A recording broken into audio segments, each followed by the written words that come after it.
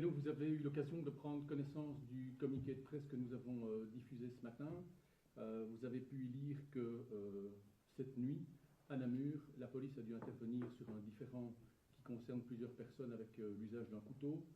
L'intervention s'est passée de manière difficile puisque les services de police ont été blessés. 4 policiers de Namur ont été blessés par l'intervention de cette personne. Il était suspecté d'être porteur d'une arme. La police, constatant que 4 policiers étaient blessés et que l'auteur de ces violences ne résistait à l'intervention de la police, ils ont dû faire usage progressivement de la contrainte, usage de sprays lacrymogènes qui sont avérés inefficaces. Et face à la menace qui continuait d'être présente, les policiers ont fait usage d'une arme à feu à 3 reprises. À l'occasion de l'usage de cette arme à feu, la personne est décédée et donc une enquête a été ouverte pour déterminer si la police a agi conformément à la loi sur la fonction de police. Un juge d'instruction a été requis. Il est descendu sur place cette nuit avec le magistrat du parquet. Ont accompagné lors de cette descente un médecin légiste, un expert en balistique, le laboratoire de la police fédérale et le comité P.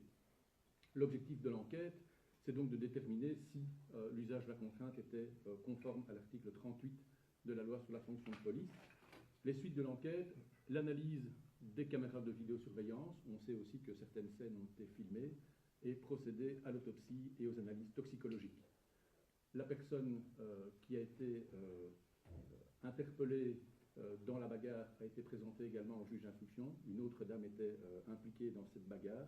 La personne qui est décédée était connue des services de police et de la justice pour des faits de violence à l'égard des services de police et il avait fait l'objet d'un internement à ce sujet. Comment vont les 4 policiers, je dis sérieusement blessés? Donc, il y en a 4 qui ont été hospitalisés pour des blessures sévères qu'on ne détaillera pas à ce stade. Mais on parle de bras cassés, non pas de vie en danger, mais on parle de blessures sévères avec des incapacités qui risquent de durer. Et cette agression, ils ont été agressés avec quoi? Avec un couteau ou... Alors, on signale au départ à la police une bagarre avec couteau. La dame qui a été interpellée en même temps que le monsieur qui a été neutralisé par la police était porteuse d'un couteau qui a été saisi. C'est un couteau qui est impressionnant. Et lui, la police a constaté qu'il était armé d'un objet contondant. Et cet objet a servi à frapper les policiers qui ont été blessés au niveau de la tête. Objet contondant, donc c'est pas un couteau alors? Non, un objet qui sert à frapper. Okay. L'enquête démontrera qu'il s'agissait d'un GSM qui a été utilisé comme arme pour frapper les policiers.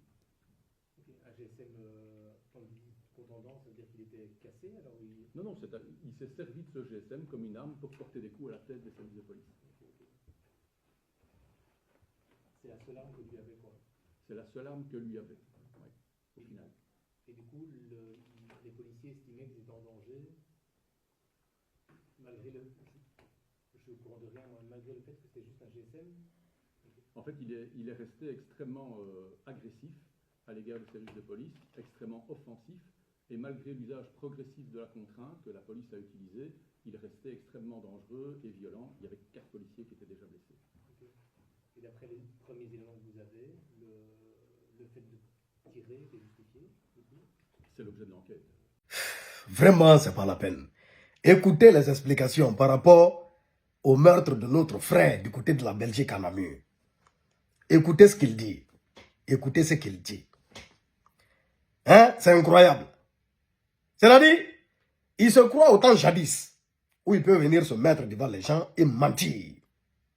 Raconter des choses comme ça. Heureusement, on est au 21e siècle, en 2025. Il y a les smartphones.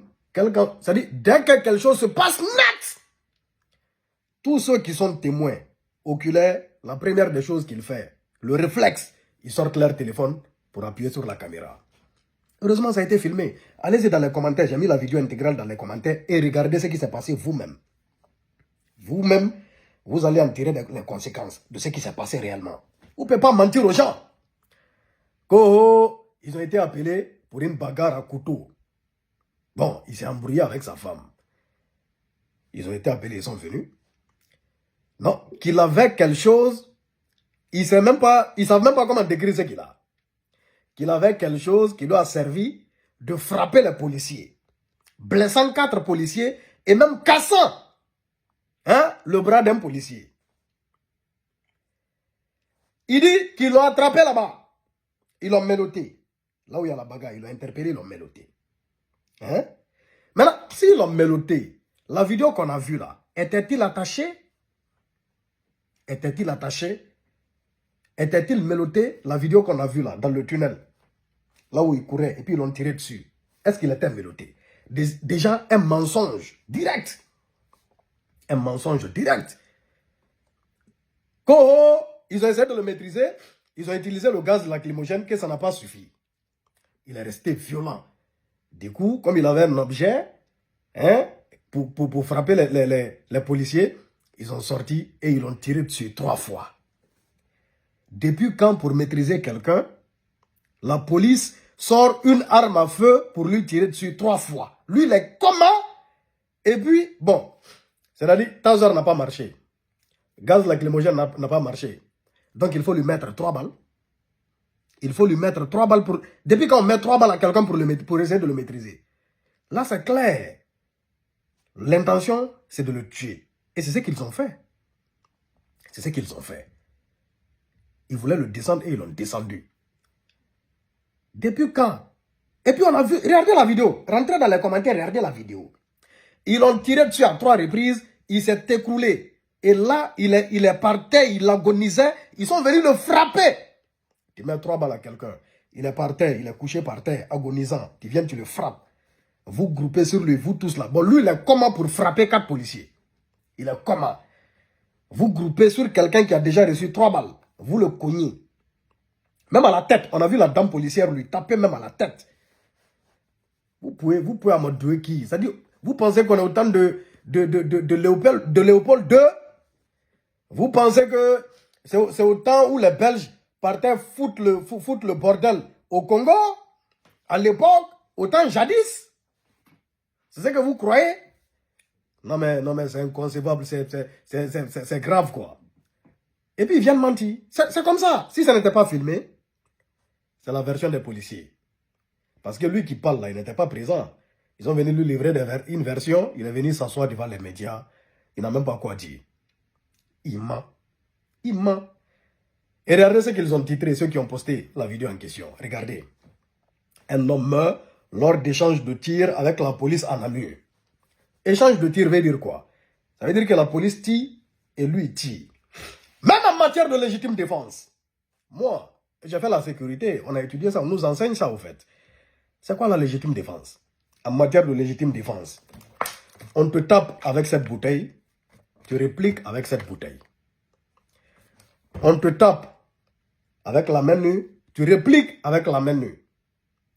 On te tape avec un barre de fer, tu répliques avec un barre de fer. Hein? Mais quelqu'un, vous dites qu'il a un objet qui lui a servi à frapper les policiers. Mais les policiers, eux, ils ont sorti une arme à feu. Ils l'ont tiré 3 fois. Ça s'appelle comment? C'est de la légitime défense? C'est de la légitime défense, ça? Hein? Et la dame avec laquelle ils se battaient disent que non, la dame l'a été interpellée, elle avait un gros couteau. Qu'elle avait un gros couteau, elle a été interpellée aussi. Non mais c'est grave. Vous l'aviez abattu. Devant tout le monde, la vidéo existe. Et ils doivent payer. Les policiers qui ont fait ça doivent payer. J'interpelle ici l'État guinéen. Mais bon, comment je vais interpeller aussi l'État guinéen? C'est-à-dire pendant que des Guinéens même ont été, je ne sais pas combien de Guinéens ont été tués par balle, par la police guinéenne.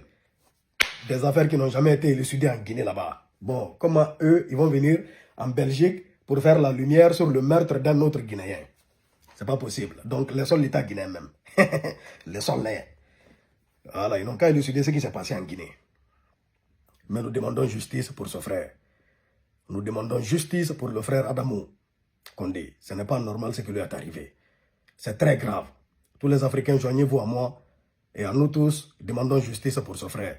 Vous voyez, ils ont commencé à mentir, à justifier l'acte barbare de ces policiers. Pourtant, la vidéo existe. On a vu ce qui s'est passé. Non, ils l'ont abattu. Quelle qu'en soit sa violence, même s'il est violent comment, il ne mérite pas ça là. Vous tous là, tous les policiers là n'ont pas pu maîtriser une seule personne. Qu'ils ont été obligés de sortir une arme à feu et tirer sur lui 3 fois. Bon, vous sortez une arme à feu, vous lui tirez dessus alors, sur les pieds, une fois. Ça ne pourra pas le maîtriser. Mais vous lui tirez dessus 3 fois. Et puis, sur des parties mortelles, il s'écroule. Vous venez vous grouper sur la personne qui est déjà morte. Non, il faut croire.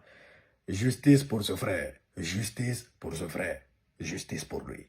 Vous tous, la communauté du côté de la Belgique, levez-vous. Ah, ça là, c'est arrivé à lui là. Demain, ça peut être toi, hein. Ça peut être ton parent, hein. Ça peut être ton parent, ça peut être ton frère, ça peut être toi-même. Réclamons justice pour ce qui est arrivé à ce frère. C'est trop grave. C'est trop grave. Big Soul 224.